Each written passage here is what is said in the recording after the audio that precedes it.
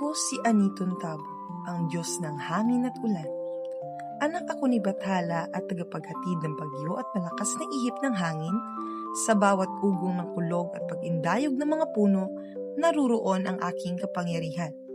Ako ang lakas ng kalikasan na hindi maaaring baliwalain.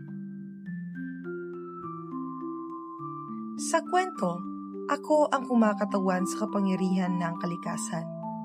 Ipinaglalaban ko ang paggalang sa aking lakas at pagkilala sa aking damdamin. Nang ako'y masaktan at magalit, pinaramdam ko sa daigdig ang aking puwersa sa pamamagitan ng malakas na bagyo at hindi ako basta-basta nagpapasupil sapagkat ako ay may sariling kalooban at dignidad.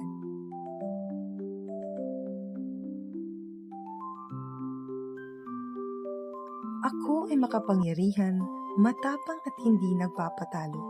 Ngunit ako rin ay may pusong marunong masaktan. Tulad ng hangin, maaari akong maging banayad at mahinahon.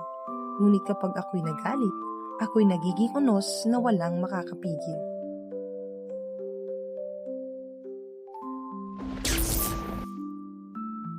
Pinapahalagahan ko ang respeto lalo na sa kalikasan at sa mga Diyos at Diyosa. Naniniwala ako na ang kapangyarihan ay dapat kilalanin at igalang. Ang sino mang magwalang bahala sa akin ay maaaring makaranas ng aking galit. Ngunit ang marunong rumispeto ay makakatanggap ng aking pagpapala sa anyo ng mahimihing simoy at masaganang ulan. Mabasa at makikilala ako sa alamat ng sinaunang Tagalog tungkol sa mga anak ni Bathala, partikular na sa kwento ni Aniton Tabo at Habagat, ang isang alamat na nagpapaliwanag kung bakit may malakas na hangin at bagyo sa ating lupain. Muli, ako si Aniton Tabo.